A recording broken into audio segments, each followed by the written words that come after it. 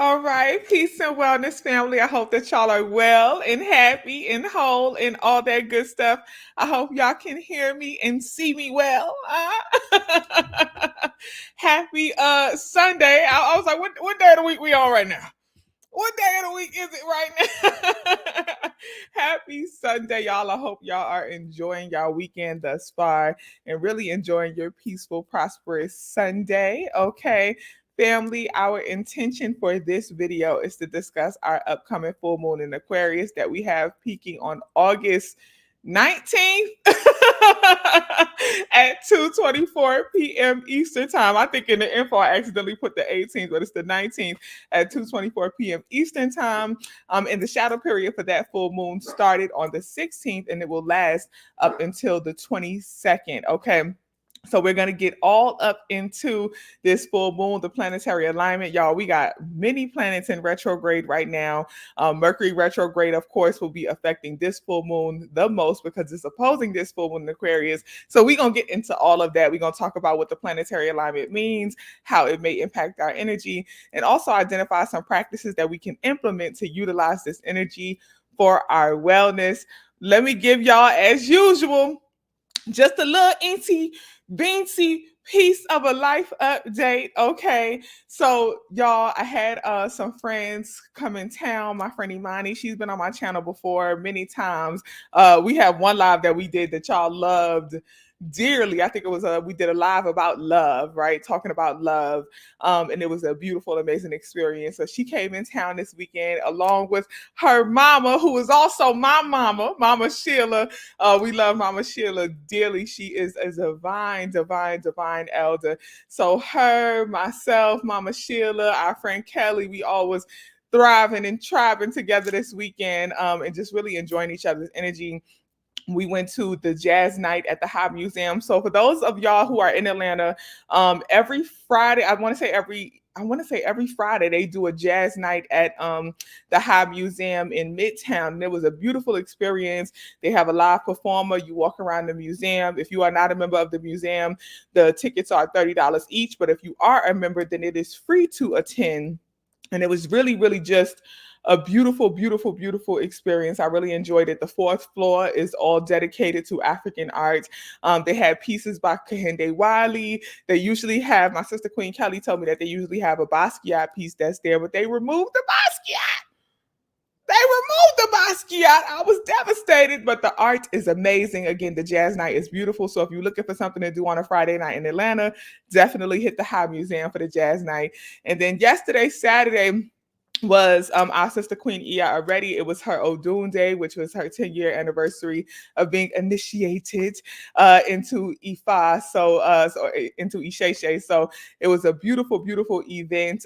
It was with Ile Ori here in Atlanta. So if y'all are looking for an Ile here in Atlanta, check out Ile Ori. Every first Sunday they meet at their sacred space, and it's a beautiful experience. But yesterday was her celebration, so we did that, and we really enjoyed that. It was good to be with the collective. Let me tell y'all.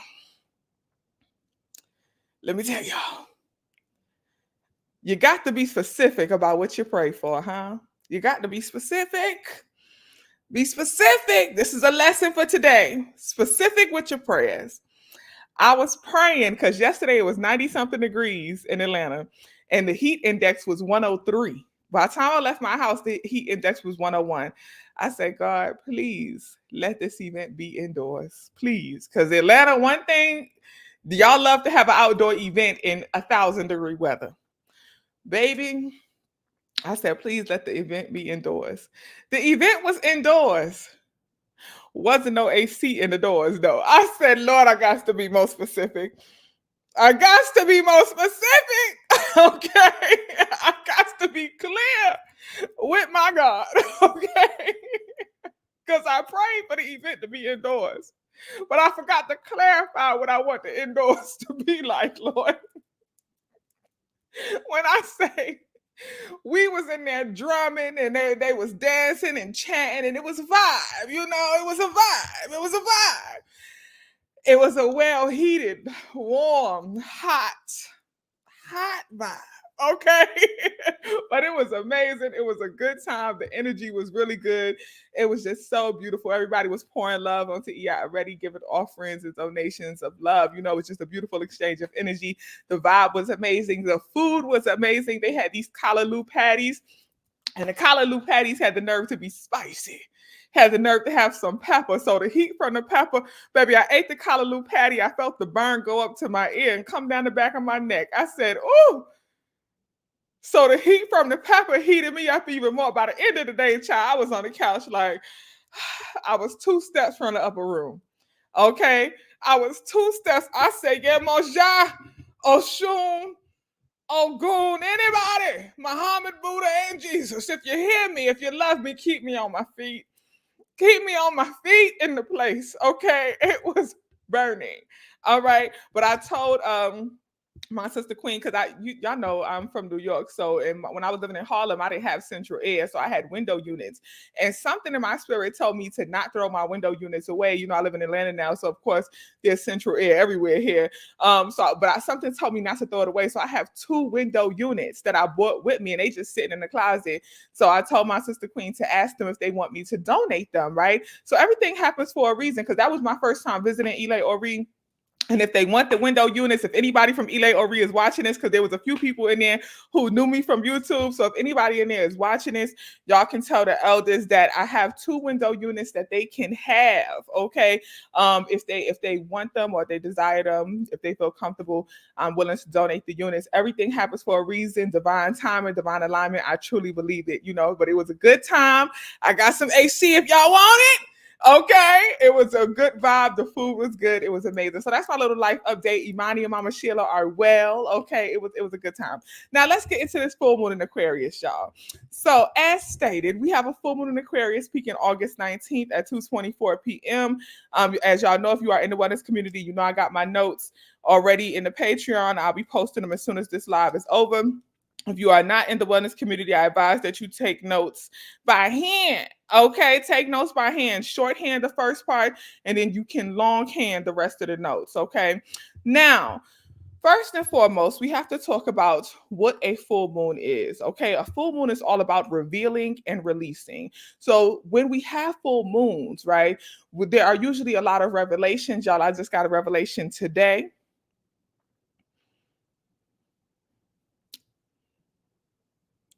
I just got a revelation today. I had to hold my mule. You hear me? I had to hold my mule. Okay.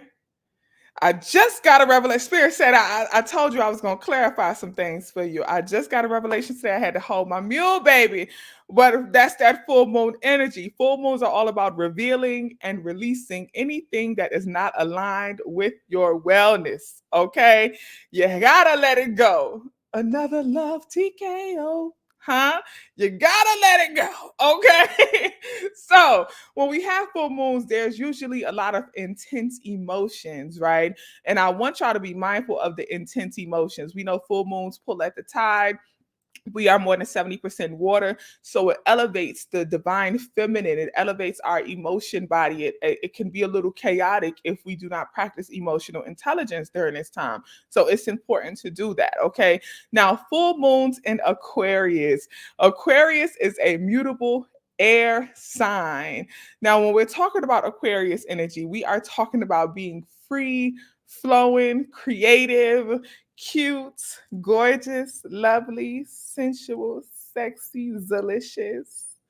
I'm an Aquarius. If you ain't get the vibe, if you can't tell, I'm an Aquarius. Okay. When it comes to negative attributes of Aquarius, there are none.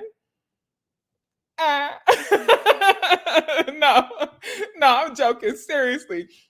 Aquarius energy is definitely about being creative, being free flowing, being very communal, right? Very independent beings. However, Aquarius energy can also be a little bit aloof, right? A little bit emotionally detached.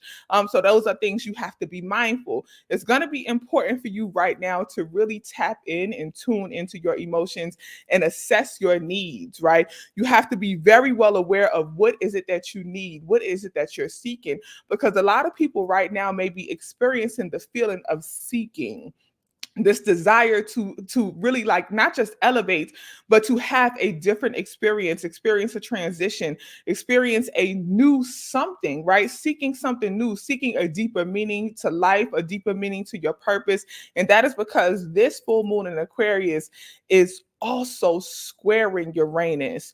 Uranus is our planet of innovation, of innovative technology, collective technology, but also of collective transition and changes. So a lot of people right now are feeling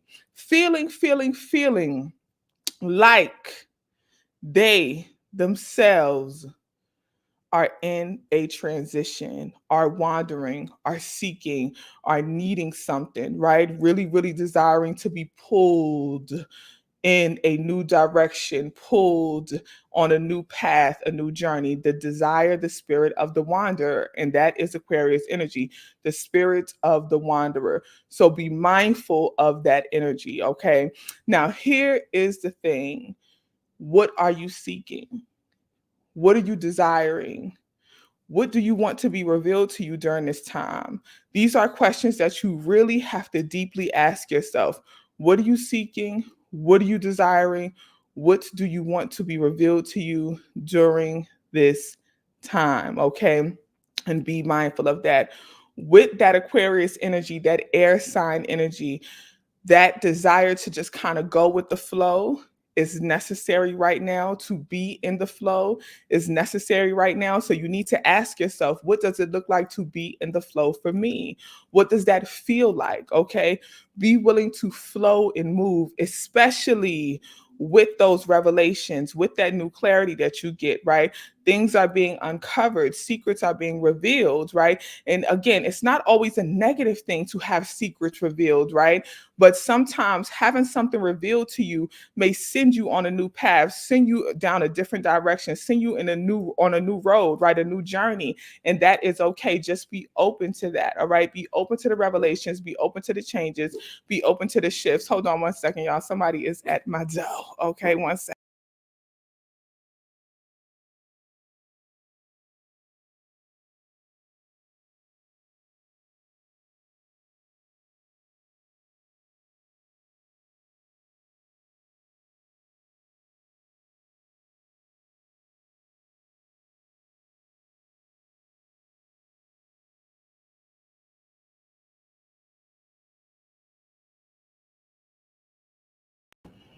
Okay, y'all, it's my neighbor child.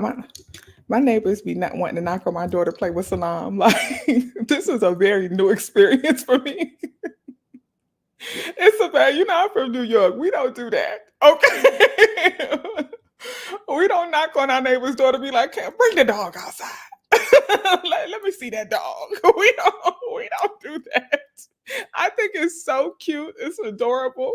But, but I just have to get used to that. Okay.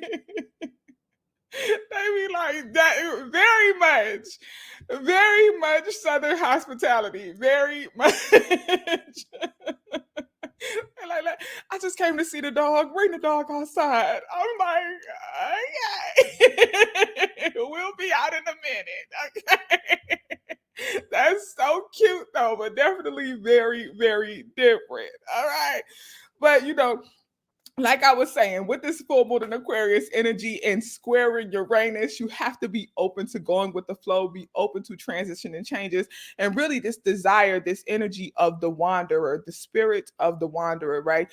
You may feel led to kind of take a trip. A lot of people having deep desires to travel right now is normal, okay? Now, this is the thing.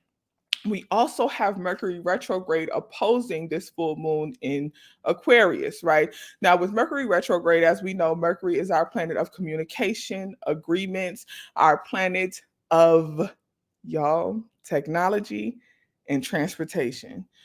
with traveling right now, you need to be super careful. You need to be super mindful. Anytime we have an opposition, that's an area of challenge, right? So be mindful when it comes to your travels right now, all right?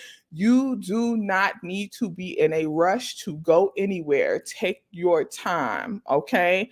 Take your time. Now, I'm gonna just give y'all a little secret. I'm gonna give y'all a little secret.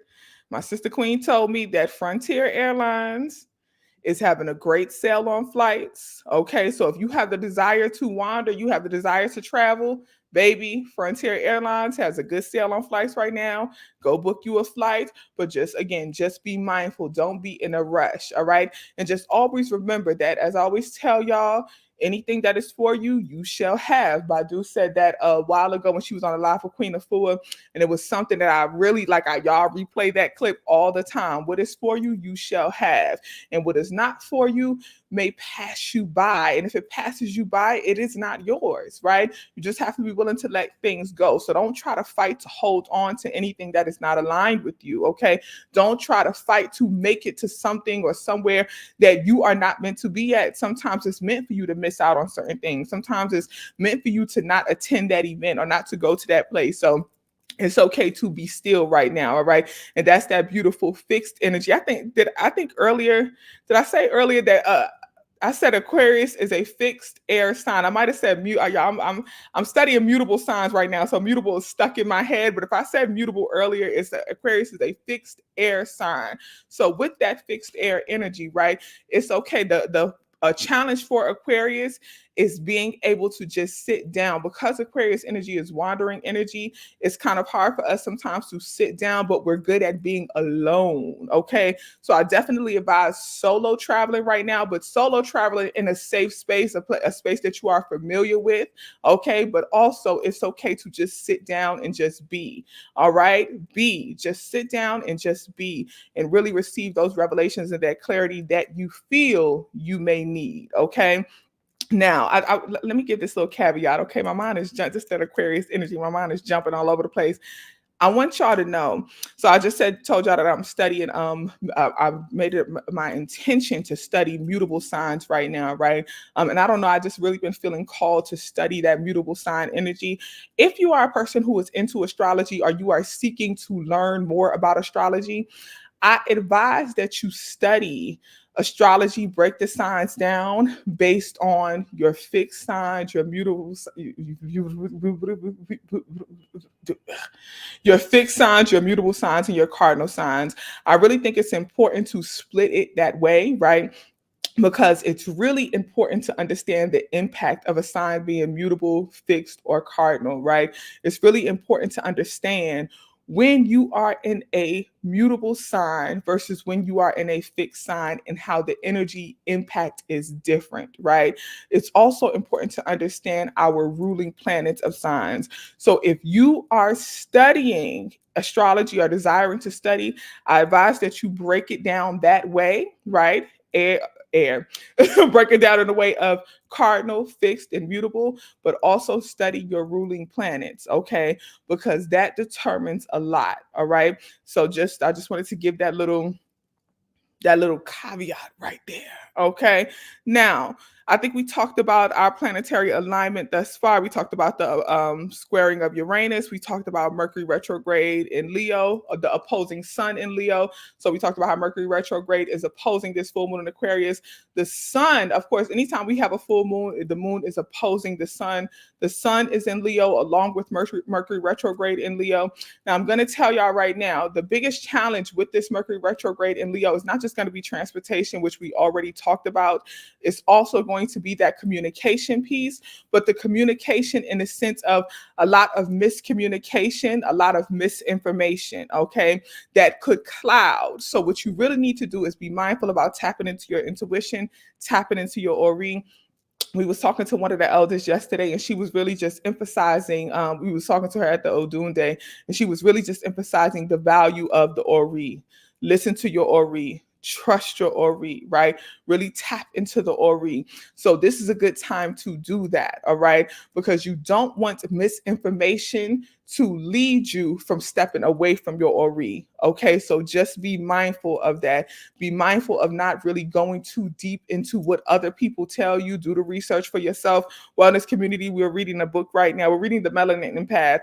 And I was just telling the tribe last week when we was listening to the book, like, after we finished, I was like, listen, it's important right now to really do your own research. So I would advise all of y'all to do your own research. Do your own research.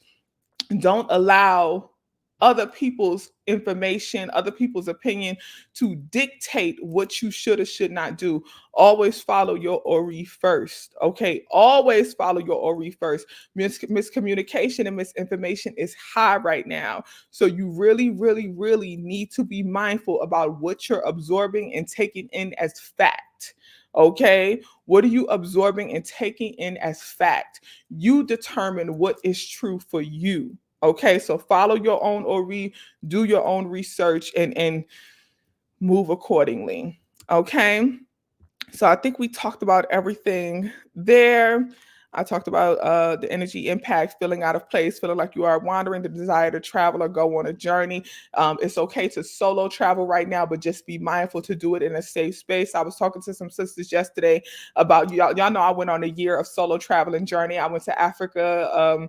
I was in South Africa, Ethiopia, Egypt. I did Italy, Portugal, Bali. I did many places solo.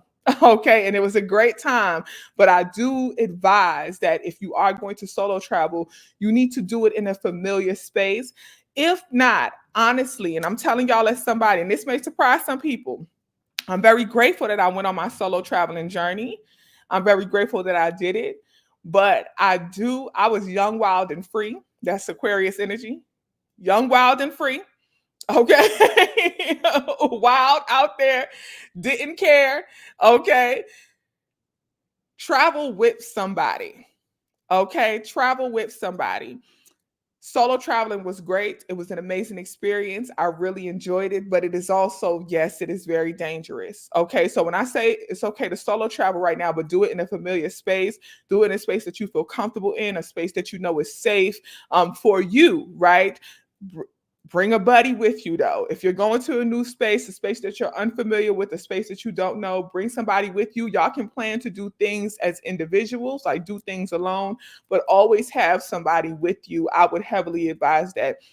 I've told y'all before in the past that with solo traveling, I had some very wild experiences. I've talked about that in the past. I had some very close calls solo traveling. So I don't want y'all to hear my solo traveling journey and think that like, oh, I want to do that. Oh, it was amazing.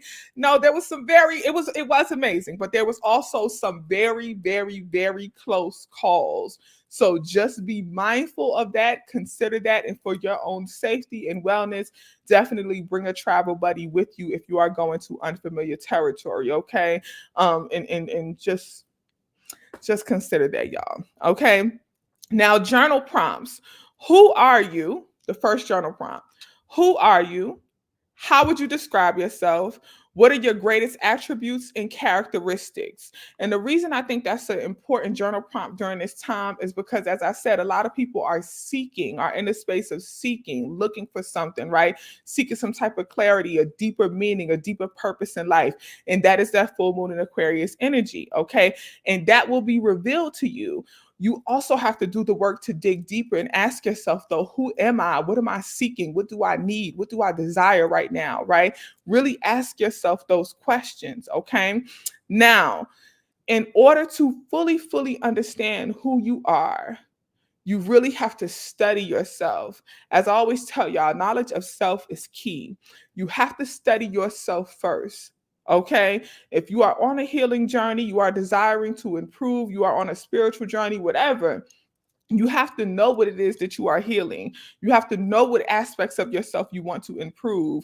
You have to know what aspects of yourself you want to hold on close to, right? So what are your greatest attributes? What are the aspects, the characteristics of yourself? So if I said, who are you? If I asked you to describe yourself, how would you describe yourself? What characteristics, what terms would you use? And how do you feel about those characteristics? How do you feel about your attributes? The second question, what are some of the attributes or characteristics that you want to release or tighten up on. So as you describe yourself, right, as you list your attributes, as you list your characteristics, which ones would you want to release? Which ones would you want to let go of? Okay. And which ones do you want to tighten up on? You may want to enhance these attributes about yourself. You may say, I'm a humorous person. I'm a funny person, right? I want to be more humorous. I want to feel comfortable expressing my humor in various environments. That may be something you want to tighten up on. Okay. Something you may want to enhance. But there may be other attributes that you want to release. So the second journal prompt is about deciding that. What attributes do you want to enhance and what attributes do you want to release? Okay. Thank you, Virgo Mama. I appreciate you, Sister Queen. As always, much love to you. Thank you, thank you, thank you. I appreciate the donation. Always love, girl. Always love. I appreciate it and receive it abundantly. May it be returned to you abundantly well. Much pieces. Okay, and our third journal prompt. What is something you want to be revealed to you? What do you need clarity on right now? During this full moon in Aquarius, what is something that you want to be revealed to you? What do you need clarity on right now? Okay. Now, the fourth journal prompt, and I talked about this earlier. What does flow mean for you? What does go with the flow look like for you? What does flow mean for you? And what does go with the flow look like for you? Okay, and that's going to be important. Like I said, that full moon in Aquarius, that Aquarius energy is all about being willing to go with the flow. That air sign energy, just being out there, flowy, beautiful, and free and creative. Tapping into your creativity during this time is important. The fifth journal prompt, if you could become a wanderer, where would you go and why?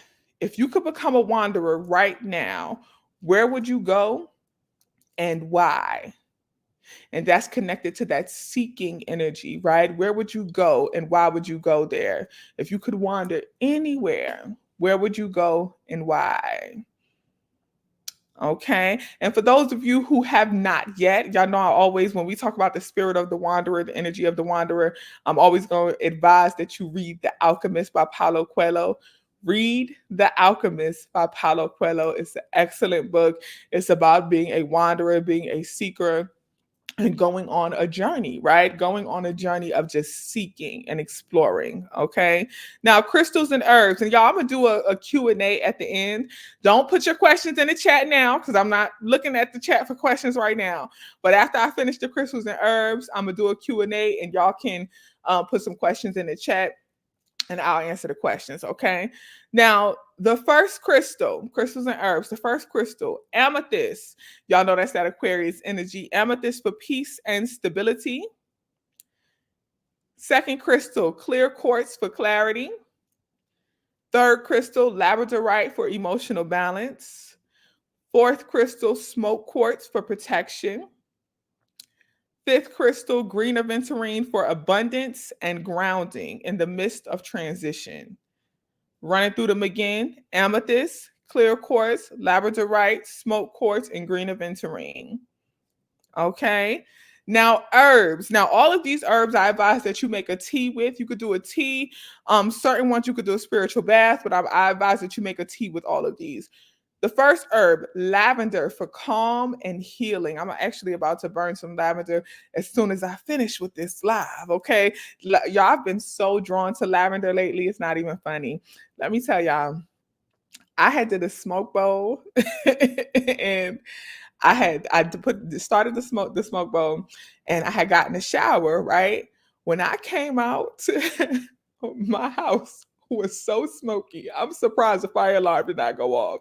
It got out of control, and it was a lot. It was basically just a bowl full of lavender. I had put like some thyme in there. I put like some sage, a variety of different things, but lavender was like the oomph of the bowl. My house was so full of smoke, y'all. I was like, I didn't even know lavender could burn like that, but it was a lot of lavender in the bowl, y'all. Crazy. All right, I had to open the door. I was like, wow. But I said, Spirit knew I needed this calm. Spirit knew I needed this to rest. And I slept like a baby that night. Okay. Like a baby. Lavender, y'all. Lavender right now is excellent. Okay. The second herb, kava kava. Kava kava is good for peace and calm. Peace and calm. That's really, y'all know I love me some kava kava tea. If you struggle with anxiety, you deal with anxiety, kava kava is excellent right now. Ginger for clarity. Ginger for clarity. Cinnamon for abundance. And thyme, which I just talked about, for love and enhanced intuition. Okay. Lavender for calm and healing. Kava kava for peace and calm. Ginger for clarity. Cinnamon for abundance. Thyme for love and enhanced intuition. Okay. And then the last time I wanted to touch on this before I start taking questions. The last time I was on here, y'all, a sister had asked a question. I was like, I said I'm gonna answer this question after after I finished this point, and I had never answered the question. And she was asking, do I do in-person meetings? And I was like, I'm gonna answer the question. And I wanted to tell her. So the answer to the question, I have ended up putting it in the comments after that live was over. But the answer to the question is I don't do in-person meetings, but you can meet me in person at the Protect Your Energy Convention.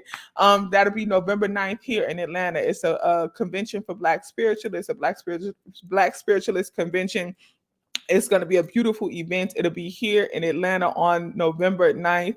I'll be a panelist at that convention, so I'll be there. And I don't know for sure, but I might be somewhere this weekend. I need to just check in. I don't want to say it yet. Okay, but I will say it on my social media once I know for sure. And it's crazy because it's next weekend, but I, of course, will know for sure this week. But for sure, November 9th, I'll be at the Protect Your Energy Convention, so y'all can see me there. So now Q&A. If you have questions about anything dealing in spirituality, wellness, mental health, anything like that, y'all can post y'all questions in the chat now. And I will answer your questions. Okay. But remember, our full moon in Aquarius peaks on August 19th at 2:24 p.m. Eastern time. And the shadow period lasts until August 22nd, which is my niece's birthday. The biggest planetary alignments that will be impacting us right now will be that Mercury retrograde opposing this full moon in Aquarius, and Uranus squaring this full moon in Aquarius. So just embrace that energy. This is a good time for seeking, right? For really going deep, going within, and really gaining more knowledge of self, understanding who you are, and seeking a deeper purpose, a deeper meaning to life, and having revelations about what your deeper purpose and deeper meaning of life is. Okay. Now, questions. What are the best careers for Aquarius sun and moon? The best careers, I would say the best careers for Aquarius sun and moon would be really anything dealing with working with people, right? Anything dealing in creativity, dealing in the arts. So I'm talking about like music, drawing, dance, anything like that. Doing spiritual work, doing healing work, being a doula, anything like that. Anything dealing in healing work and creativity, right? Expressing creativity, creative expression would be good for Aquarius sun and moon people. Okay, that was a good question. The next one. Oh, thank you. I appreciate you sharing. Much love. Thank you so much for that. That was so sweet. Y'all just treat me so good. I appreciate you. Good place to get kava kava from. Any herb shop should have kava kava, right? If you live in New York, I still cannot promo. It must be about to rain. It's getting dark here. I can't promo a herb shop here in Atlanta yet. But if you are in New York, I always tell y'all Watkins on 125th. As far as online herb shops, I don't really personally have any online herb shops I could recommend. But for kava kava, Yogi Tea brand has a kava tea, right? It's literally just called kava. And I think they also add like cinnamon and cardamom to it, but it's mainly kava in the ingredients. It's really, really good. You can get it at your local Whole Foods or any type of grocery store, right? So kava kava could be found in your local grocery store. Look for the Yogi Tea brand. They come in a yellow box, and I think it's literally just called kava tea, and it's excellent. The name of the book again, you said I just started The Alchemist. The book that we are reading in the wellness community this month is called The Melanin Empath. It's a really short read. If you have it on Audible, it's like 4 hours on Audible. We listened to like an hour of it already. We have 3 hours left. It's really it's a good book, right? So the whole book is about being a melanated person and navigating the spiritual gift of being an empath. It's excellent. Um, you recommended to write affirmations on candles. What do I do with the glass after burning the candles? That's a good question. So I always advise that you recycle the glass, right? So anytime we do anything, let me speak for myself. Let me speak for myself because different spiritualists have different practices. As for me, anytime I do anything dealing in spirituality, any type of offerings, any type of spiritual work, I truly believe in essentially recycling, right? So I recycle my candle jars, I will smudge them down, cleanse them, and recycle them. For if I'm doing something that has like herbs or whatever, or fresh fruit, any type of offerings like that, I go put them at a tree by my house. So I have what I call a sacred tree. No matter where I'm living, I will find a sacred tree, a tree that I just truly feel connected with, and I'll put the fruits and the herbs and things like that around the tree. Same thing for the water and things like that, right? I'll pour it around a tree. Okay. So that's what I do. I just recycle it onto the earth, replenish the earth, right? To keep the energy going and flowing.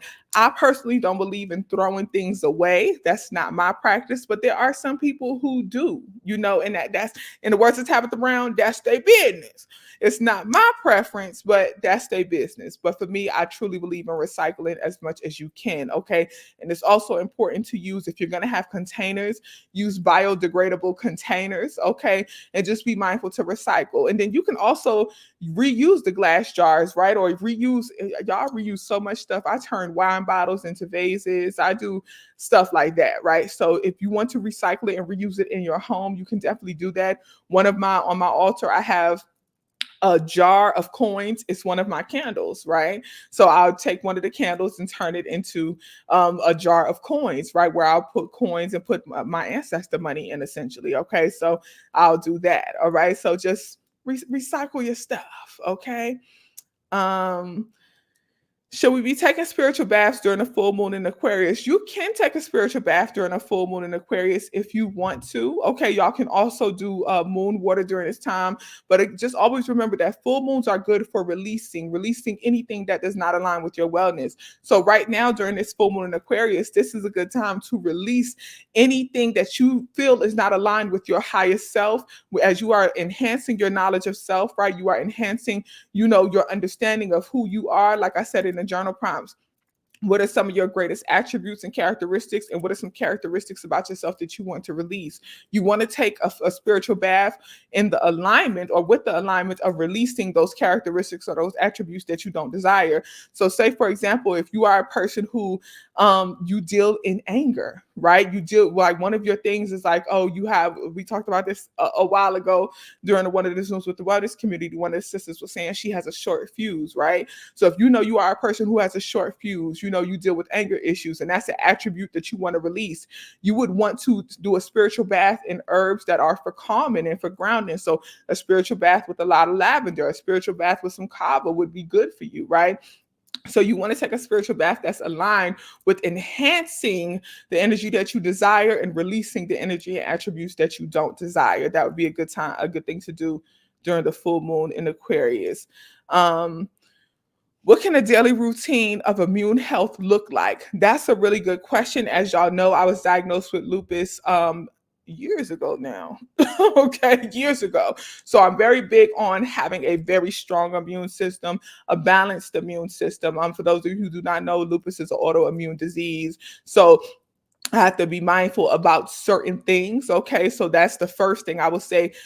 Definitely study your body. Knowledge of self is not just spiritual and mental, it's also physical, right? So you have to be aware about essentially how do certain environments and how do certain things impact your physical health, impact your body, and be mindful to stay away from those things. How do certain foods impact your physical health and impact your body?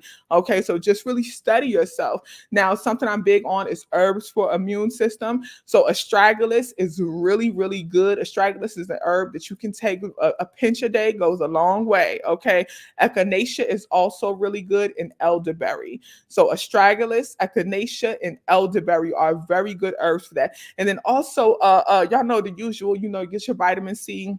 Make sure you're taking your vitamin D. Your magnesium is also important for enhancing your immune system. Okay. And those are daily routine things. And then stretching the body. Stretching the body is super important. Being in tune with your muscles, your joints, increasing the blood flow, practicing breath work on a daily basis. Sometimes, y'all, our cells are just deprived of oxygen. So stretching the body and practicing breath work helps you circulate more oxygen in the body, okay, which naturally enhances the immune system. So herbs, echinacea, astragalus, elderberry, stretching the body, breath work, and also knowledge of self, studying your physical body, understanding how your environment impacts your physical, and staying away from certain foods, people, and places that really decrease your immune system. Okay. Now, next question. What do you suggest for a beginner who wants to learn astrology? Like I was saying earlier, I would advise that you break the signs down by cardinal, fixed, and mutable signs. Understand the difference between the energy impact of all three. So break them down that way. And then study the signs, study the ruling planets of signs. And then the next step, you want to go into houses and those various aspects like that, right? And you know, you can increase and go from there. Okay, increase and go from there. But it's very important to understand. Somebody had asked me a while ago. They was like, it was like a year or two ago, and they was like, "Will this full moon in Aquarius be the same as any full moon in Aquarius, or like any new moon in Aquarius, etc.?" And the answer is no, because it also depends on the planetary alignment. So that's why in the info, if you look at the info of the videos, I always say we'll talk about this full moon in Aquarius, so we'll talk about this planetary alignment, because every full moon is different, right? This full moon in Aquarius won't be the same as next year's full moon in Aquarius, because the planetary alignments may be different, right? Depending on what's going on. So it's important to understand the planetary alignment and how all of it impacts everything. Understand sextiles, understand squares, understand oppositions, understand trines, right? And what all of that means. Okay. So how every sign impacts each sign. It's a lot of steps to it, but like I said, start with the cardinal, fixed, mutable, and then go from there. Okay. Let's see. It is raining. I knew it got dark, y'all. I was like, it's about to rain. Psychology for Aquarius signs. That was the question I answered. I'm assuming that's what you're talking about. Yes, psychology is good as well. Okay. Oh, thank you. Thank you. I appreciate that. My niece, her name is Bam. We call her Big Bam, not the little one. Okay.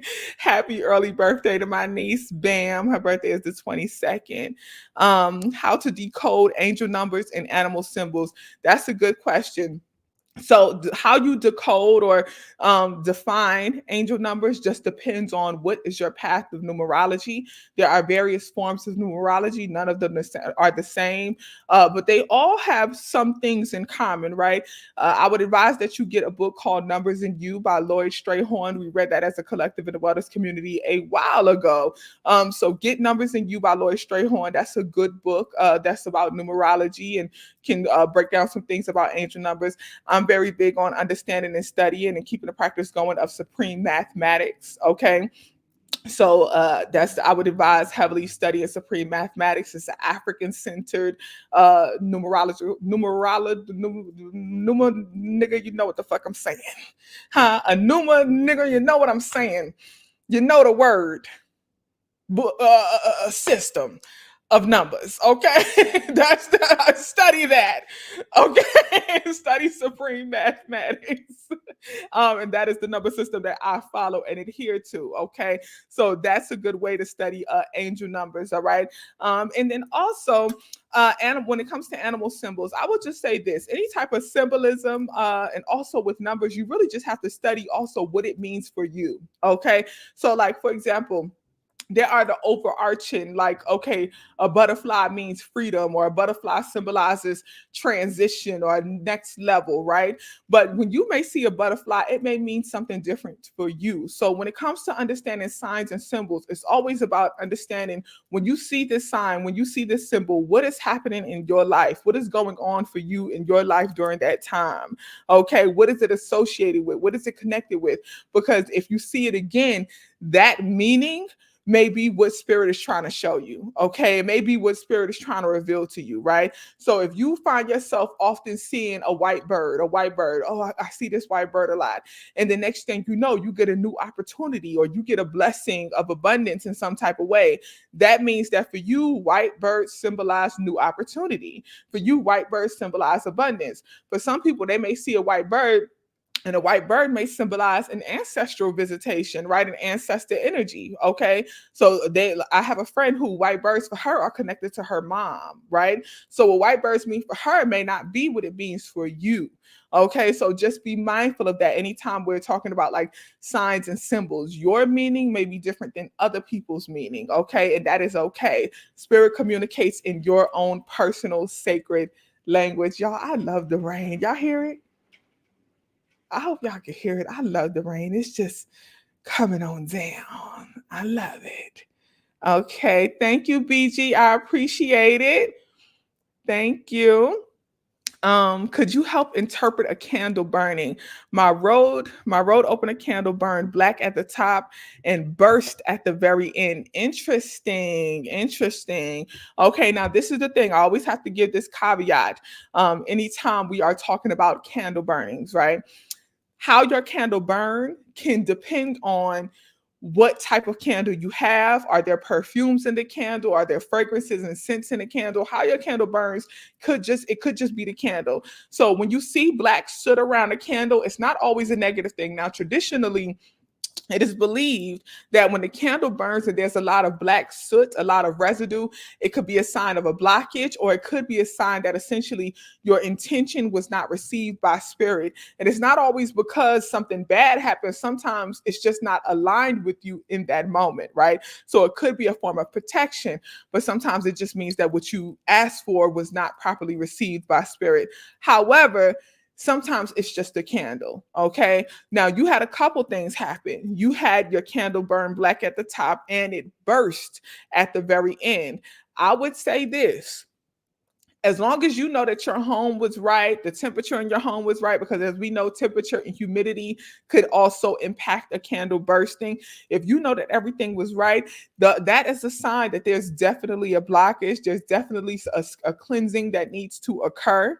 Okay, so I would heavily advise that you do a egg wash, an egg cleanse, or a black walnut bath. Okay, those two are very good for removing blockages, from removing negative energy. Okay, so you can research those, research the black walnut bath, research the egg cleansing. If you are in the wellness community in the Patreon, I believe I had put up a write-up or a breakdown a while ago. Or I think I posted a video also on YouTube talking about spiritual cleansings and dispelling energy. Okay, and I think I talked about the egg bath in there. Okay, the egg cleansing in there. So you may want to do that. Do either of those two, the black walnut bath or the egg cleansing, or you can do both. Okay. And just essentially smudging your home. Make sure you cleanse out your home, smudge your home, get rid of any items from past relationships that you have released and let go of. Y'all, sometimes we don't realize that, right? Sometimes we will have certain items and belongings and things like that from people that we are no longer spiritually aligned with. Okay. And we will hold on to those things and not realize that those things are causing blockages. So you yourself may feel like you have released that energy, but really you have not, because you have those items that are still spiritually connecting you to those people. So it's important to get rid of those things. Okay. Remove them from your home. Okay. So make sure that you are spiritually and physically cleansing out your home of items, okay, that belong to people you are no longer connected with, no longer aligned with, okay? So just be mindful of that. But again, anytime you have two things, and that's a road opening candle. So for those of you who are not familiar with road openers, it's literally meant to open your roads, clear your paths so that you can have a deeper connection to spiritual energy, ancestor energy, and also be able to receive what is aligned with you. But if you have a road opening candle that bursts, right? A road opening candle that is not burning well, and you've done it a couple times and there's always an issue, that means that there is a blockage on your path. That blockage could be a person, it could be a thing, it could be a habit, it could be a thought pattern, it could be something within you that is blocking you, that you have yet to release or let go of. That road opener cannot go until you are ready, right? Until you actually release those things. So that's what's being revealed to you during this time. And this is the season, the full moon in Aquarius. This is the season of revelation, right? So it is good to release those things right now during this time. Okay. That was a good one. Next question. I love this question. Best books for African spirituality. The Handbook of Yoruba Traditional Religion by Baba Ifa Karate is a good one. We also have, and y'all know I'm always talking about African Holistic Health by Dr. Layla Africa. That is another good one. If you are studying, holistic health and wellness from an African perspective, that is a good one. What else? I wish I had my of course, Sacred Woman by Queen Afua is another good one. Niggas to God by Akil is another good one. The Message to the Black Man by the Honorable Elijah Muhammad is another good one. Heal Thyself by Queen Afua is another good one. What else? Anything by Chief Pharma is another plethora. Just study Chief Pharma and Chief Pharma's works. Those are she's a source, honey. She's a resource. What's some other good ones? I'm trying to think off top of my head. Some more. Jambalaya, of course, by Yeye Louisa Tish. Jambalaya is a really good one as well. In a very simple guide. It's intricate, but still simple enough for anybody to be able to understand. And she also has a lot of like tables in there, right? So she breaks down like the various orishas and their different attributes and things like that, and the offerings and stuff like that you can give in honor of them. Jambalaya is a really, really good one. She also has Calabasha Cowries, which is her more recent release, right? Go watch my sit down with Yaya Louisa Tish. She talks about a lot in there, but Calabasha Carries is a series of stories of Orisha, traditional Orisha stories, right? That she turned into kind of like almost like folk tales, right? So she made them very imaginative and beautiful. Okay, so Calabasha Carries is another good one. All right, so those are just a few.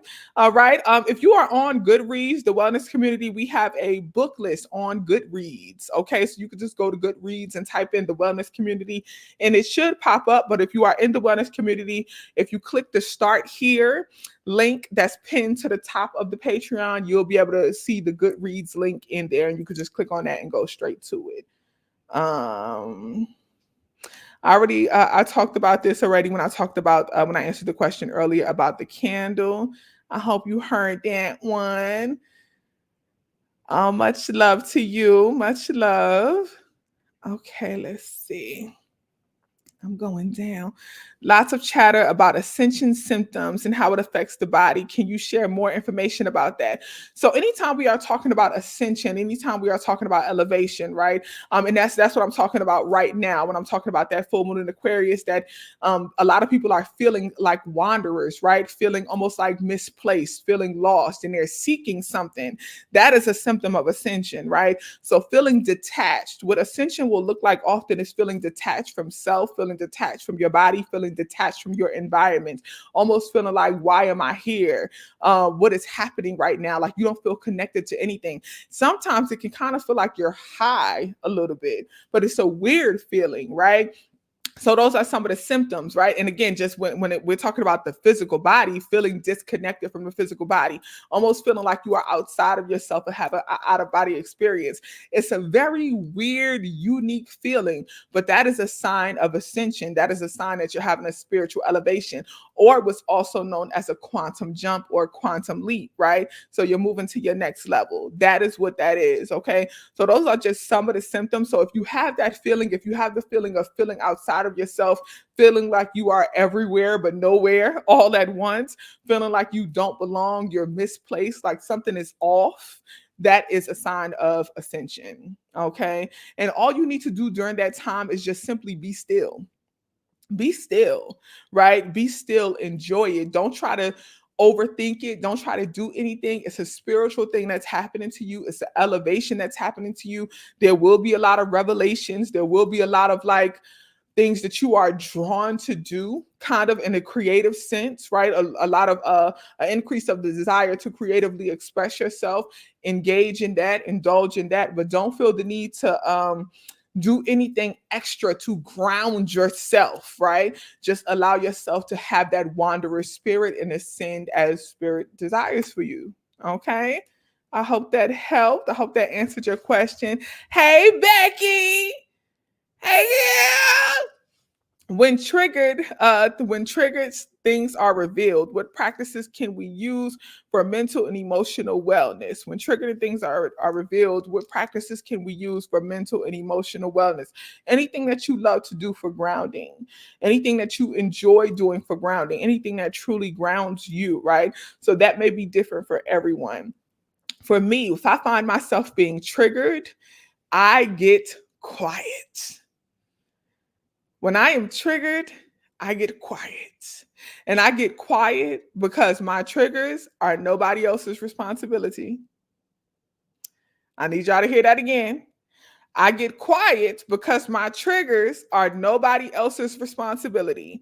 When I am triggered, I go within and I assess what is triggered. Why am I triggered? What is this connected to? What does this mean for me? What do I need to do? What are my next steps? Those are questions I start asking myself, right? And what does it look like to ground for me with me being triggered in this moment? Usually for me, it starts with breath work. Then it moves to a shower. I will take a good, nice, hot shower, cleanse myself, the right music, all of that grounds me. Affirmations throughout this whole process, a lot of affirmations calling the energy that I desire to me. Okay, that helps a lot.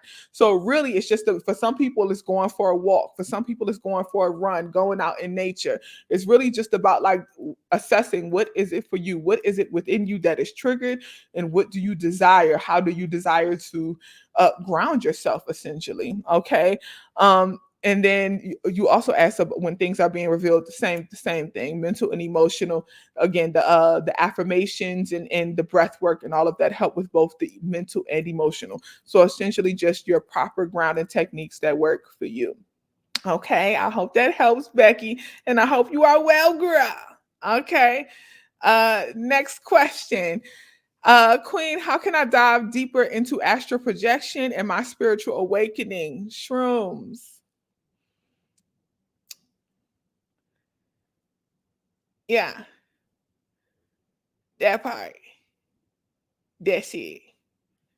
Poppy seeds also help as well. Okay. Of course, as we know, our herbal ligations, huh? That helps as well. Definitely the biggest thing you want to do is just when it comes to astral projection, you have to be intentional about it. Okay. So you want to sit, make sure that you are comfortable practicing your breath work, have your other indulgences, okay, your shrooms, your herbs, whatever it is that you desire to be able to do that. And just again be intentional about the like what the journey, right? The journey of astral projection. Be intentional about what are your desires, what are you seeking, okay? Because when it comes to like enhancing your spiritual awakening, being open and willing to astral project to enhance your spiritual awakening, what does that look like for you? What is your expectation? What is your intention with that? What are you seeking, right? Again, and y'all notice that this keeps coming up, right? What are you seeking? Really ask yourself that. What clarity, what signs, what type of connection are you desiring in the midst of this astral projection? Also, what are your expectations? I've talking to some people, I've learned that some people think that when you are astral projecting, they think almost like it's, I don't know, like it's like a dream, or like it's like you are awake but dreaming. And sometimes it is like that. Sometimes you are awake and you are dreaming, but sometimes astral projection is like having an out of body experience, right? Like you're still in the present environment, still in the present moment, but you're watching yourself experience this present moment through a different lens. That is a form of astral projection as well, right? So like having that out of body experience is a form of astral projection. So again, it's just about really clarifying what is it that you're seeking and what are you expecting from your astral projection. But shrooms, herbs, poppy seeds, things like that help with astral projection as well. Okay, I hope that helped you, Sister Queen Hippie. Hey girl. Okay, I'm scrolling down. I'm scrolling down. Speak on finding your Ori. Any books you recommend? I have a whole video about the Ori. And shout out to all the people I met yesterday at the Odun Day and met throughout the my experience of walking around Atlanta so far. I've ran into quite a few people who are like, I know you from YouTube. You that girl that, first off, I said, honey, I got to get back. I got to pop back out. One sister said, she said, you the girl that be talking about astrology. I was like, that's me. And then she was like, I love that you talk about it from an African centered perspective. And I appreciated that, sis. But I said, I got to get back into talking more about African spirituality, because I'm not just the astrology girl. Okay, and I need y'all to understand that. Okay, please know that for sure. All right. But yes, when it comes to speaking on finding your Ori, I have a whole video on that. Somebody I met yesterday, he was like, he mentioned my Ori video. And he was like, that was the video for me, right? So definitely go watch that video. I break down the Ori, what is your Ori, how to connect deeper with your Ori, why the Ori is important. I talk about all of that in there. Okay, so get into that one. Okay, and that'll hopefully answer all of the questions that you have about your Ori and help you, go on your journey of studying and connecting with your Ori in a deeper way. Okay. Oh, you said Amazon has Kava Kava. I didn't know that. I'm gonna have to check that out. I'm gonna have to check it out. I'm scrolling down. Oh, I love that y'all are giving each other suggestions and things like that on where to go for the kava. That's so dope, y'all. I know that spiritual awakenings and growth is a process that isn't linear, but how do I know I'm growing? Struggling with stagnancy. Oh, this is a good question. How do I know I am growing? You got to look back on yourself. Full moons are also a good time for reflection. Okay. So, how to know you are growing? You have to be willing to look back. That's Sankofa experience. Go back, use your lessons from the past in the present to manifest a better future. So, go reflect back on yourself. Who were you, right? How far have you come? Who were you compared to who you are now? And that's how you can track your growth and give gratitude to yourself for growing, right? I know that this year I am much better than I was last year in many different ways, right? So I can track my growth from last year. Okay, so I advise that you do the same. Go back a year, go back 5 years, go back 10 years, right? Go back from the day you decided and were intentional that I'm starting my spiritual journey to where you are now. What information do you know now that you didn't know back then? What information have you retained? What practices have you improved upon? Study, right? Practice. Like what do you do better now than you did before? And give yourself praise for that. Give yourself gratitude and honor for your growth on your spiritual journey. Okay, so that is a good way to be able to track your growth, track your process. And we just always have to remember how far we've come. Okay, if you can look up today and say, I'm better than I used to be, you have grown. All right. Don't just look for the big signs and the big things and the titles and the names. Look for the little ways, right? Like I said, the ways that you think, how your increase of emotional intelligence, right? Your increase of wellness centered responses, all of that is a sign of growth. Okay. I hope that helped. Let's see. I'm moving down. How to protect your children's energy, how to protect children's energy. Put an egg in a sock over the bed. Eggs are known for, essentially, eggs were often used as dream catchers before dream catchers were dream catchers, okay? So hanging an egg in the sock over the doorway, okay, or over the bed will remove any negative energy that may be attracted to the child or in the child's space. Spiritual baths would be lavender and blueberry. Okay, lavender and blueberry are good for children, and protecting them from negative spiritual energy, removing any type of negative spiritual energy from them. And then you can also smudge them down just like you would smudge yourself. Okay, put a bay leaf in their sock when they are sleeping. So you could take one bay leaf and put one bay leaf in their sock at the soles of their feet. We know the bottom of our feet is a huge energy portal. So putting a bay leaf in their sock when they are sleeping, especially if they struggle with like night terrors, that egg over the bed and the bay leaf in the sock would be very good for them. Okay, so those are, I think I named three. Those are three ways that you can protect children's energy. Okay, and then make them a mojo bag, just like you would make yourself a mojo bag, depending on the age of the child. Just like you would make yourself a mojo bag, make them a mojo bag and put it in their backpack when they go to school. You know what I'm saying? So they get carried around with them when they are on the bus, when they are, traveling to and from school. Make them a protection mojo bag. Okay, I have a video on dispelling. Go watch that video. I list a bunch of different herbs and things like that you can use to make a mojo bag. So go watch that video and make them a mojo bag for your children, and they can carry it around. Okay, don't be afraid to sneak a crystal or two, a smoke quartz, a black tourmaline, a opal crystal. Those are crystals for protection. You can sneak that in their backpack as well, just for them to be able to carry around while they are in school and they are interacting with various energies. Okay. Thank you. I appreciate you. Love, Ashley Jewel. Much love to you, Sister Queen. I appreciate you.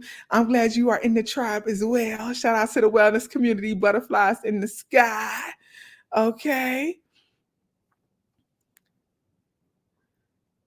Let's see. Hold on. I'm scrolling. How can I manifest money and love during this time? Honestly, this is a full moon. So full moons, of course, y'all, we are always manifesting, right? Anytime we are desiring a transition, a deeper meaning, or anything like that, that is a form of manifestation. But full moons are a time for release, right? Releasing anything that is blocking you from getting the money, blocking you from getting the love that you desire. You ask, how can I manifest money and love during this time?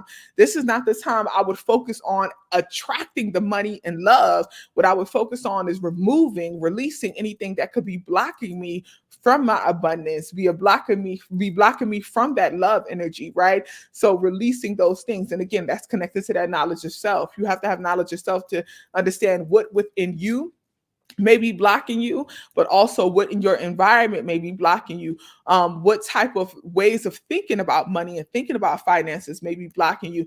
So one of the biggest blockages when it comes to money is our mindset associated with money, right? I always tell people, if you act broke, you're going to be broke. Okay. If you act broke, if you move like you broke, you will be broke. Okay. If you act like you ain't got it, you ain't never going to have it. If you move like you ain't got it, you ain't never gonna have it. There are. I find that the way people often talk about money is from a mindset of lack. You have to see money as an energy, just like any type of energy, and energy flows. Energy is not created or destroyed, it always transitions, right? So, what does money look like for you? What does wealth look like for you? What does it feel like for you, right? And when you see yourself wealthy right now, you will be wealthy and that wealth will increase. So, what do you have in your life right now that you would determine makes you wealthy, and focus on that? So instead of focusing on what we don't have, instead of focusing on the money that we think ain't there, focus on, because money is just one form of abundance. Money is just one form of wealth. Wealth comes in many forms, right? So it's not just that piece of paper, right? As money is, and let's not pretend like that piece of paper doesn't have some type of value, because it does, right? In certain ways, right? In this physical world, it has value. But what else do you have in your life that is money? What else do you have in your life right now that is wealth, that is abundance, that is valuable, essentially, right?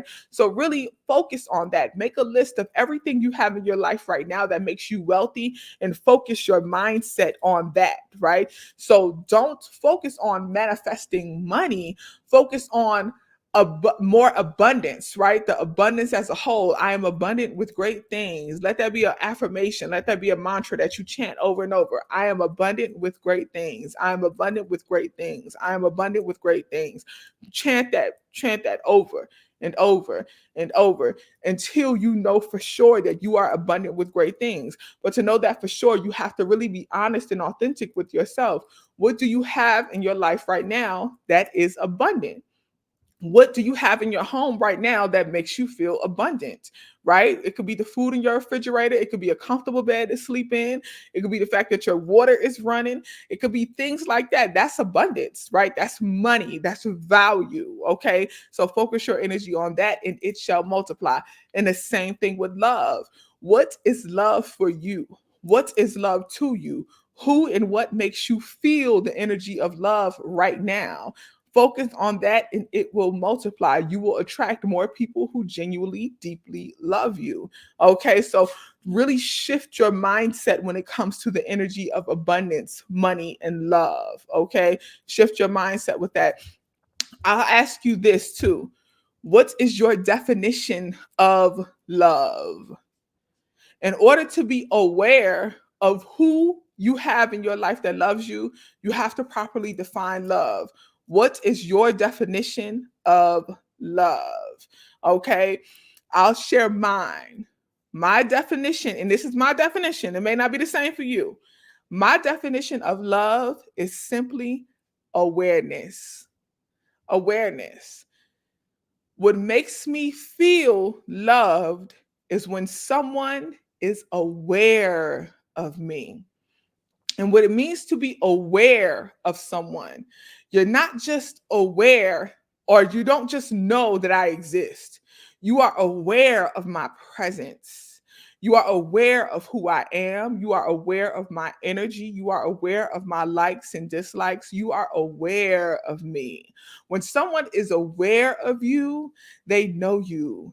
They know the things that will make you feel, that will make you connect. They know the things that will make you smile, that will bring you joy. They also know what brings you sadness, right? What brings you heartache, right? What brings you grief. They know your triggers of love, of peace, of positivity, of joy, your turn-ons and turn-offs. When someone is aware of you, they study you. So love for me is awareness. And there are certain things that people can do that make me feel like, or help me know that you are aware of me, right? It's something that's simple. I always tell this story of one time I was dating a guy and he bought me a pack of incense.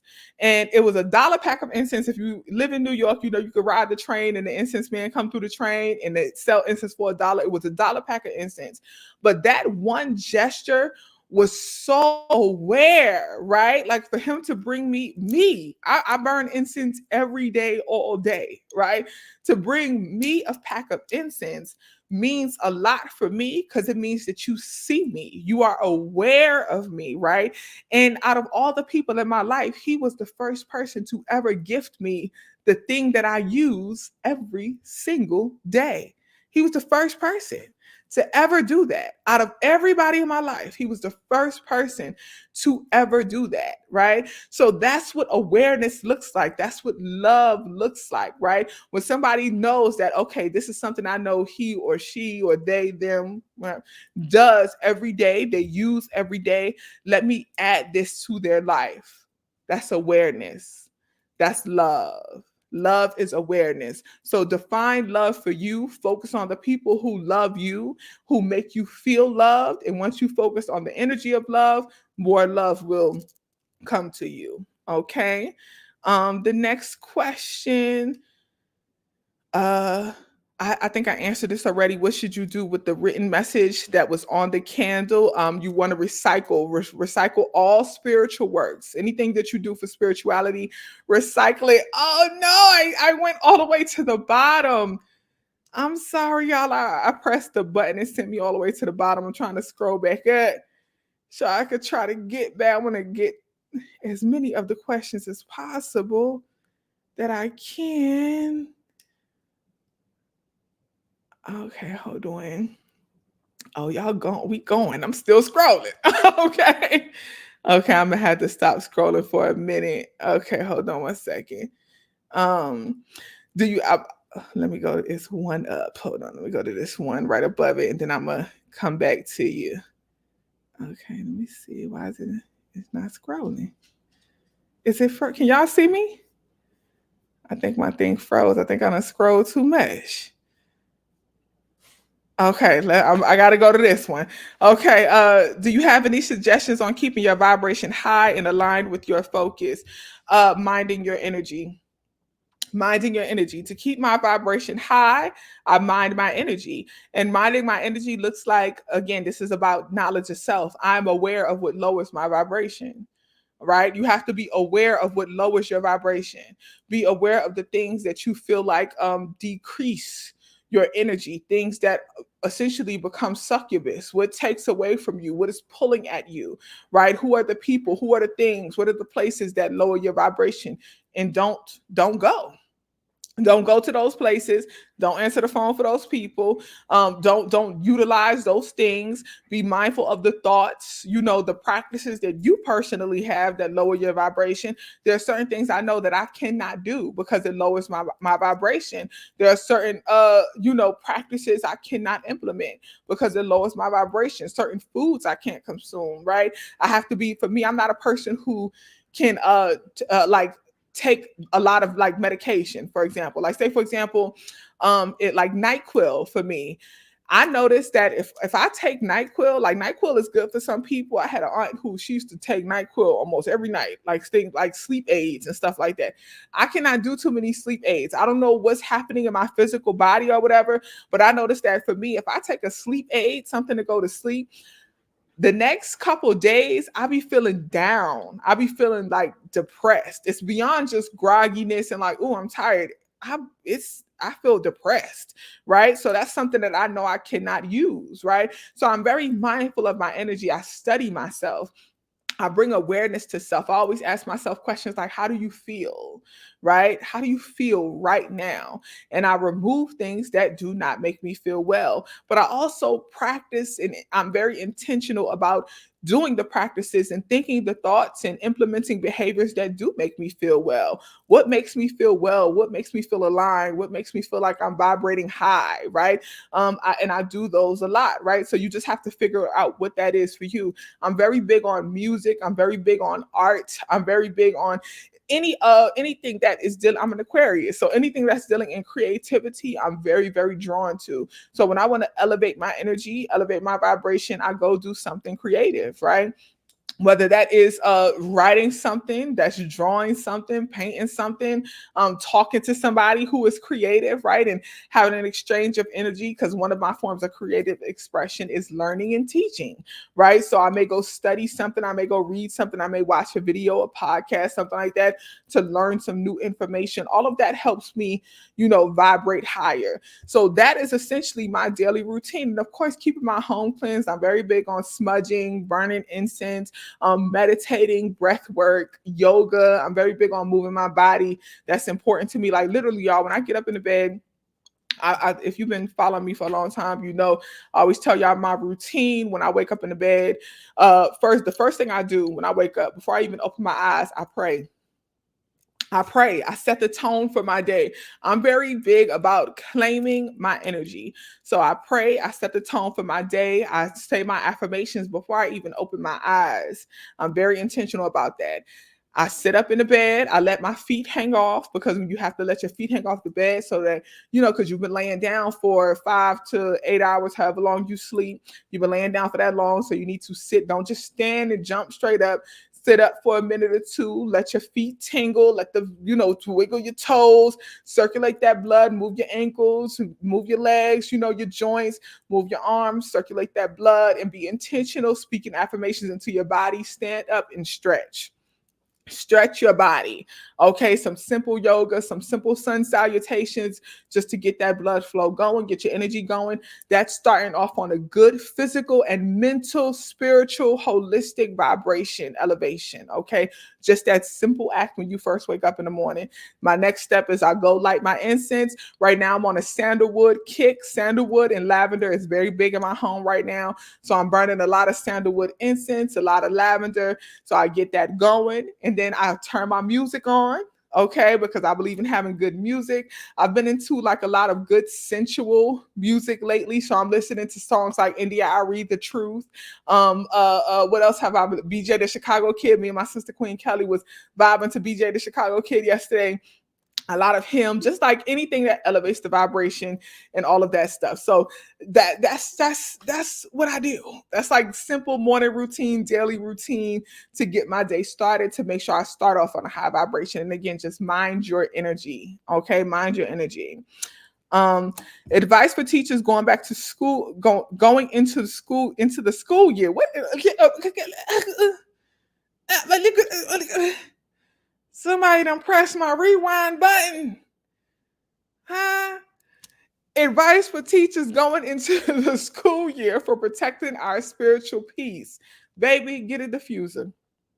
Get a diffuser. Them folks in my school, when I was working at the charter school, they couldn't stand me. Why? Because when I first started there, I was burning incense in my office, right? I was the learning specialist, so I would work with what I call unique learners, right? So children who, had IEPs and needed a little extra help. That was my specialty, right? I'm a special education teacher, behavior analyst. So that's what I would do. So I did the IEPs and all those things, right? So I had my own sacred space. It was a smaller classroom, yeah. So I would burn incense in my office/classroom. People complained. Okay, I got a diffuser. Now I'm gonna get you can't say nothing about, the diffuser is not a hazard. You can't say nothing about that, because they was like, the instance of fire hazard, you can't burn those no more. So I got the diffuser.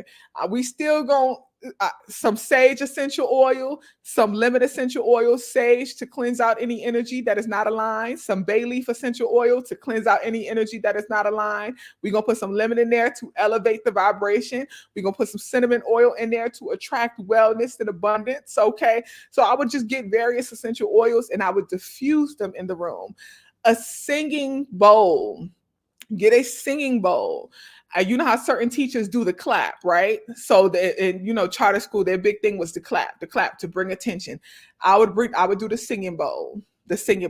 So my students would be talking, or we would need to bring the class back to focus. I'm using the singing bowl. The beautiful thing about the singing bowl is it elevates the vibration, right? There's a frequency that you can channel. Okay, so get a singing bowl for your classroom, and the kids love it. The kids of all ages. I've taught high school, middle, and elementary school. Kids of all ages love the singing bowl. The older kids gonna want to try to make a beat with the singing bowl, okay? The younger kids gonna want to try to master the singing bowl, right? They want to get the tunes going. So the kids love it. It's something fun. A bell, an ancestor bell, right? Get an ancestor bell for your classroom. Something else that the kids love and enjoy, but also we know the spiritual connection of the ancestor bell, right? A Congo drum. If you can get a Congo drum in the classroom, again, something fun elevates the vibration of the classroom. So the diffuser, the ancestor bell, the singing bowl, the Congo drum are good ways to capture the attention of the classroom, but also able to keep the spiritual vibration high in the classroom. And then the diffuser, you get your essential oils to help protect that peace. You can put some lavender in there as well to help protect that peace energy in your sacred space. Okay. More questions. Let me see if I could get this one up here. What does it mean when your candles sway back and forth and kind of bowing down to me? What does it mean when your candle sways back and forth and kind of bowing down to me? So essentially, if you find that your candle light is moving a bit, it's just a sign of spiritual energy being present. Okay, that's a beautiful thing. If your candle light is flickering a lot, very heavy, it's just a sign that the spiritual energy in the room is very, very high. If your candle light is calm and it's not moving at all, it's just a sign that the things in the room are calm and peaceful. Okay, and that is a good thing. What you want to be mindful about and what will be alarming is if the candle keeps going out. If you find that your candle keeps going out, there may be a conflicting energy in the room that is not for wellness. You need to open the doors and windows and cleanse your home out before you relight that candle, okay? Or you may need to start the working all over again. If the candle keeps going out, that is something that's alarming. But everything else is good, okay? Now let me see if I can scroll down. My thing was froze for a second. It's on the way. It's on the way. Okay. Books on astrology that break down astrology, jargon, planets, houses, etc. I don't have any that off top of my head. Queen L, our sister Queen L in the Wellness community. She is like our master astrologist, okay, in the wellness community. So she may be able to suggest some books in the chat for you. I don't know any off top of my head. Studying astrology for me has just been, let's be clear, I don't consider myself an astrologist. Okay, I don't consider myself an astrologist. I just enjoy astrology from an African centered perspective. Okay, but I don't consider myself an astrologist. But Queen L is definitely an astrologist. Okay, she's somebody who definitely studies the books and things like that. For me, studying astrology has just been a journey of really, I don't know how to describe it, like researching. So a lot of I essentially just use like the internet. I have certain books, but I haven't there's no books that I would say is my end all be all. Like I could say for African spirituality, right? That I'm like, oh, this book changed my life when it comes to astrology. I don't have any, but that's not to say that there are none. I just don't have any. So Queen L may be able to suggest some for you. Okay. What if it's your jury and I don't really want to get rid of the jury, or can I save it or keep it? Is that the question connected to what could be blocking you from the love energy, right? And I think that was from the question earlier. But what if it's your jury and you don't want to get rid of the jury? Can I save it or keep it? I would say cleanse it. Cleanse it. I think you asked that down here. What if the item is a jury that I really want to keep? Can I sage it and keep it? You can try. You can definitely try cleansing it. Okay, do a cleanse of the jury. Okay, and see if the energy shifts after that. But if not, the jury may be something that you need to let go of. Okay, it may be something that you need to bury. You have to ask: is this jury worth more than the energy that I desire? Right? Is this jury worth more than the energy that I'm attracting? Is this jury worth more than my blessing? Okay, so you ask yourself that. If you feel like this jury, this item that's connected to this person that you are no longer aligned with, you really want to keep, try cleansing it. But if you still feel and know that item is there's a spiritual connection there, an energetic connection there, that item may be something that you just have to let go of. Okay. How can we suggest books to read as a group on the Patreon in the group chat? So anytime in the group chat that y'all say, can we read this book, or like, Queen, I think we should watch this show or watch this movie, or whatever, I write it down. So I have a whole note section in my phone of like book suggestions and film and show suggestions from the tribe. So just put it in the chat and I usually screenshot it or I'll copy and paste it and write it down in my notes. That's how you can suggest it for the tribe. Okay. Let's see. Love and peace, much peace and love. Since this is a great time for releasing, what suggestions do you have for rituals for cord cutting slash ending soul contracts? Oh, that's a good question. Okay, so you can definitely practice a cord cutting ceremony during this time. This will be a good time for that.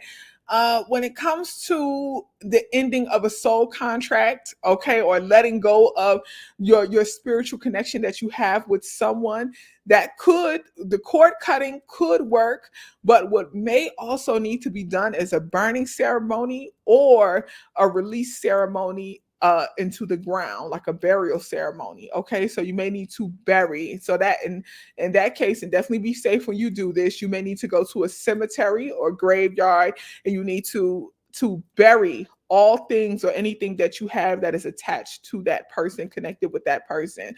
So and let's just be clear about this, okay? This is not something that's gonna cause any harm on that person, okay? As long as you don't speak that, all right? But you are just desiring for your spiritual soul connection to them to be ended. So you need to write down your intent on a piece of paper along with their name. You could draw a line between your name and their name. In that paper, you want to put some of your personal DNA and bay leaf. So your DNA could be like some spit, it could be a nail clipping, a bay leaf in there as well. You want to fold that up and bury that along with any type of items that you have with that person.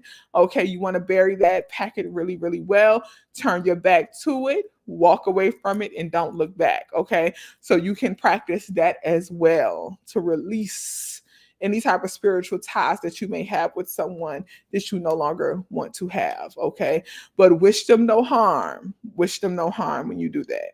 Okay. Hey, new subscriber. I'm at 90K, y'all. I just learned of that when I went to go live today. Shout out to 90K. That's crazy, right? Like, wow. 90K is it's a big deal. It's a big deal. If you look at my video, I think in that video, I'm like, I have 500 subscribers, and I was so happy to have 500 subscribers, and to think like now I'm at 90,000 subscribers and over, I believe, over 1 million views or something like that. It's wild to think about. Okay, I'm going down. Uh, what may need to be released spiritually if you are if you're experiencing unordinary weight gain, no change in eating? What may need to be released spiritually if you are experiencing unordinary weight gain, but you haven't changed your eating habits? Spiritual connections that could lead to weight gain, it's usually just a manifestation of holding on to trauma. I actually was talking to Mama Sheila about this yesterday or the day before yesterday. We was talking about like a lot of sisters are struggling with like issues with fibroids and PCOS and things like that, right? And those are things that usually manifest from unhealed trauma, okay? Especially trauma with the womb area. All right. So if you are a person who is dealing in with unexplained weight gain, and you know you haven't changed your eating habits, you know you are still exercising regularly and things like that, it's usually a manifestation of holding on to burdens. Okay, holding on to unhealed trauma. So what needs to be released is that trauma, right? So that's what needs to be healed, and that could be done through a release ceremony and shadow work. Okay. Let's see. Ashe, Ashe, that's the word. That is the word. Okay, I'm scrolling down. Oh, this is a good question, and one of my favorite questions always. As someone with an Aquarius moon, what is one way I can connect with my emotions? I struggle so bad. This is a good question, y'all. My thing keep on moving because I have my laptop on a swivel thing right now, so that's why it keep going this way like this.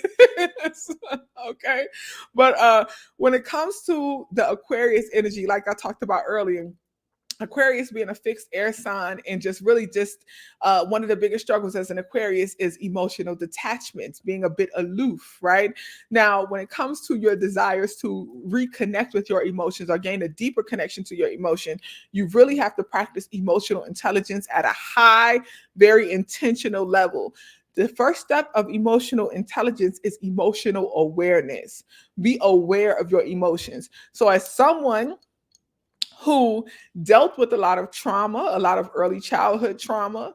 And that also was a huge contributor to me being emotionally detached, on top of me being an Aquarius who is just naturally emotionally detached. I had to be very intentional and still have to be very intentional about bringing awareness to my emotions. I simply ask myself, how do I feel?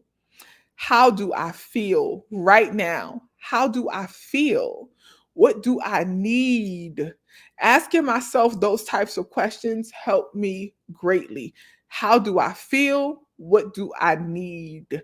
Okay, so bring awareness, and I'm talking about multiple times a day, because what we don't realize, and this is not just an Aquarius thing, but anybody who deals with emotional detachment, what we don't realize is that people who don't deal with emotional detachment, people who are connected to their emotions, they be feeling shit. Okay. They be feeling stuff all day every day, and we just don't be out here feeling like that. Like, we don't, we be feeling, but we're not connected to our feelings. So I've learned that multiple times a day I have to ask myself, how do you feel? Like, sometimes even when I'm just chilling, I just ask myself, like, mentally, I ask myself, how do you feel? How do I feel right now? And just bring awareness to my emotions. You'll be surprised how big of a shift that makes for you when it comes to your emotional intelligence. Once you ask yourself, how do I feel? You can ask yourself, what do I need? Based on this emotion, what do I need? How do I want to respond to this emotion? And choose a wellness centered response. Okay. So, those are two of the major keys to emotional intelligence. Ask yourself constantly, how do I feel? Multiple times a day. How do I feel? How do I want to respond to this emotion? How do I want to respond to this feeling? Okay. And then allow that emotion to stay if it wants to stay, or leave if it wants to leave. You can choose to channel a different emotion, right? By focusing on the emotion that you desire and the things that are the activities, the behaviors, the thoughts that are associated with that emotion. Okay. So just enhanced emotional intelligence. Okay. Let's see, next one. I'm going down. Shout out to Badu. Badu released her shroom tea. It's on her website. Okay, so you could go to her Instagram.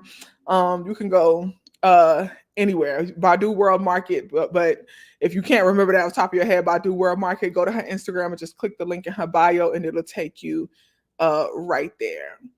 Okay, I'm scrolling down. Mm. Am I gonna drop the plug? I'm gonna drop the plug, but they haven't gotten back to me yet. When I dropped the plug, I asked them essentially, could they handle an influx of orders, right? So anytime I'm gonna promote somebody or share some information with y'all about where to get good anything, I always ask them, like, if you get an influx of orders right now, could you handle it? And they haven't gotten back to me yet. They said, oh, let me check with the team to see if we'll be able to handle it. I said, if y'all got 100 orders today, would y'all be able to handle it? They said they need to check back with the team. So they haven't gotten back to me yet. I'll check in with them to see if they'll be able to handle it, because I know for sure once I tell y'all where I get the shroomerizations from, y'all gonna place y'all orders. Okay. So I gotta see if they can handle it, because I've had experiences in the past, and if you've been here for a while, you know, where I'll put y'all on to somebody, and y'all order or y'all book them up, and then they get overwhelmed, and then things go awry from there. Okay, and we don't want that. So yeah. Okay, let's make sure they can handle it first. Once I make sure that they can handle it and get the word from it, then I'll tell y'all about them. But like we said, Badu just dropped her shroom tea, Badu World Market. Go there, her and she can handle it. Okay, they can handle it at Badu World Market. Go there and cop her shroom tea. It's really, really good. Enjoy it, vibe with it, feel it. Okay, and you'll like your experience. Okay. Next question. Much love to you, Kenya. I appreciate you, Sister Queen, as always. Banishing techniques in hoodoo versus other witchcraft, ATR, etc. People, circumstances from home. So essentially, like banishing techniques centered in hoodoo to get rid of people or circumstances from the home. So hoodoo banishing techniques would first off was one of the things that's very big in hoodoo, as we all know, is cleansing and setting the home, sweeping the home, sweeping things out the door, right, is very important in hoodoo. Okay, floor washes, as we know, a good floor wash is also important for dispelling and banishing any negative energy, any people from the home. The use of ammonia is also important in hoodoo when it comes to banishing. Okay, I have a dispelling video. So in the dispelling video, I break down that video is from a hoodoo perspective. So in the dispelling video, you could type in like the Queen Poe dispelling. And also, Kenya, in the Patreon, just type dispel, right? Or dispelling in the Patreon, or protection in the Patreon, and it should come right up. But there's a list of like herbs and various things that you can utilize for floor washes and like setting the home and things like that to essentially cleanse your home and banish anything that is not aligned with you from a hoodoo perspective. Okay. I'm scrolling down.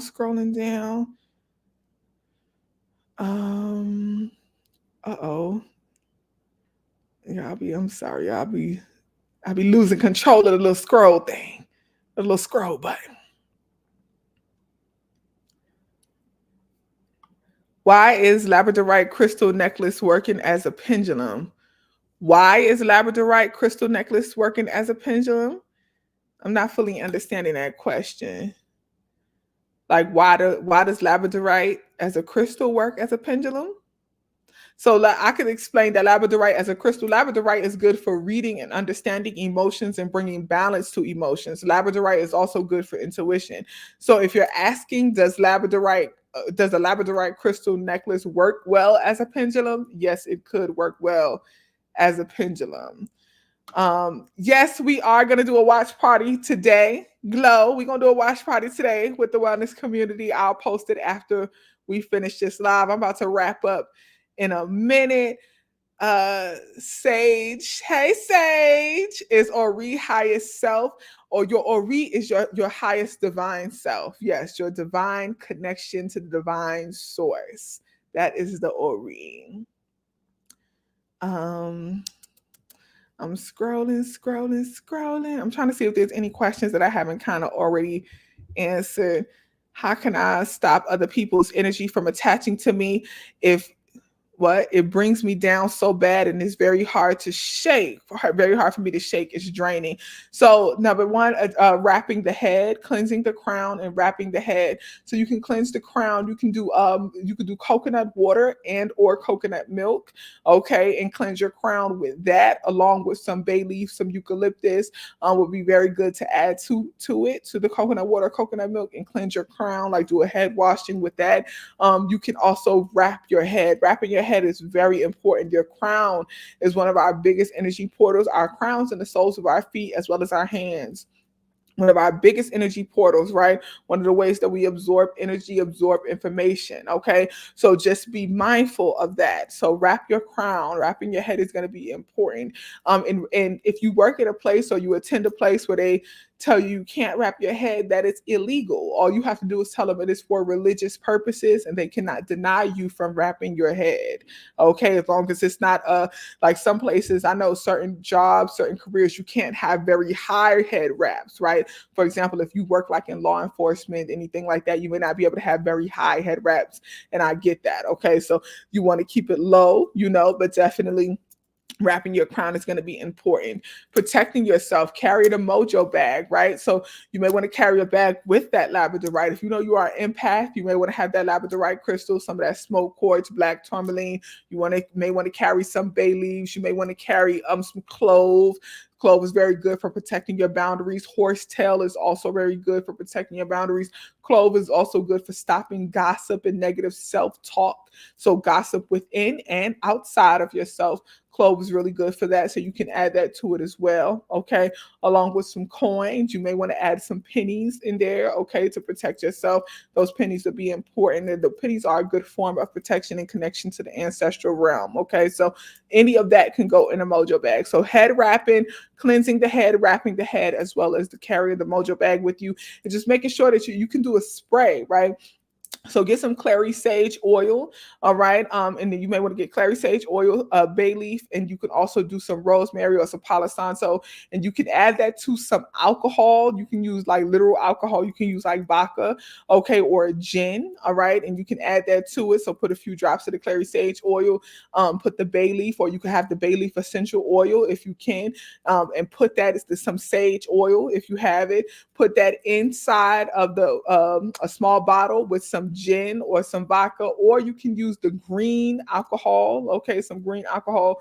Put that in there and use that as a little spray, and spray your hands, spray yourself, like your aura with it. Okay, so you don't have to literally spray it on your body if you don't want to, but you want to just spray around you. Okay, spray your energy field, cleanse your energy field. Okay, with that spray. All right, Florida water as well. I know a lot of people love Florida water. If you have a homemade Florida water, you can use that, or if you purchase the Florida water, you can use that as well. But definitely make sure you are cleansing yourself down and protecting yourself. Okay, I'm gonna take a couple more and then we're gonna head out. This is a good one. What are some of the offerings to put under a tree for nature? Offerings under a tree are always going to be dependent upon what it is and whom you are giving the offering to. But a variety of different fruits, like apples, are good for abundance. Oranges are good for abundance. Lemons are good for love, energy. What else? You can do coconut. Coconut is good for the Ori, offering to Obatala. Obatala loves coconut, so you can do coconut. You can do fresh corn. You can do a variety of things, right? So any good types of food, fruits, flowers. You can do calendula. You can do sunflowers. You can do orchids. You can do roses, dried rose petals, any type of fruits, flowers. You just want to be mindful, because the purpose of giving the offering under the tree is so that it can be returned unto the earth. So you don't want to put things around the tree that a tree would not properly receive. Okay. And then of course you want to put out fresh water. All right. So just be very, very mindful of that. So those are just a few of the offerings that you can put under the tree, but just be mindful, whatever you are offering, you are stating your intention for that offering. Okay. So what is your intention for it? Place that offering out, say your prayers, give honor, give thanks and gratitude, and then move forward. Okay. Let me see.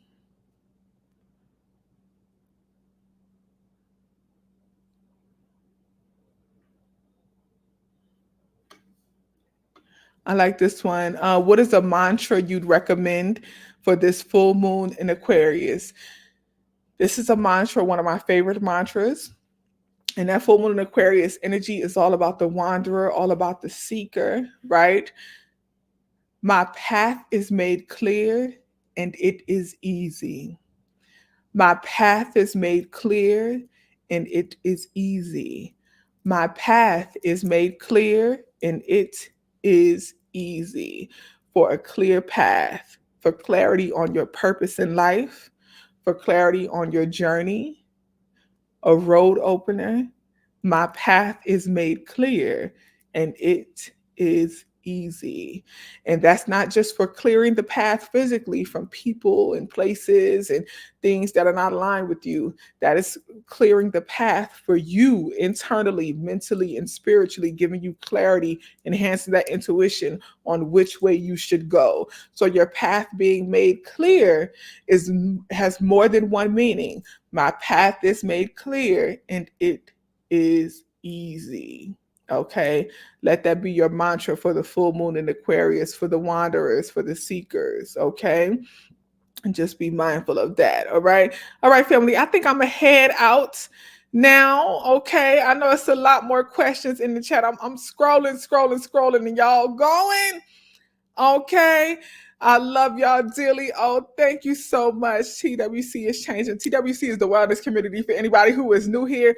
If you don't know how to join the wellness community, look at the scroll at the bottom, and then shout out to Becky and my moderators. I love my moderators. They always posted in the chat as well. But come join the wellness community, y'all. We are a tribe. We are a vibe.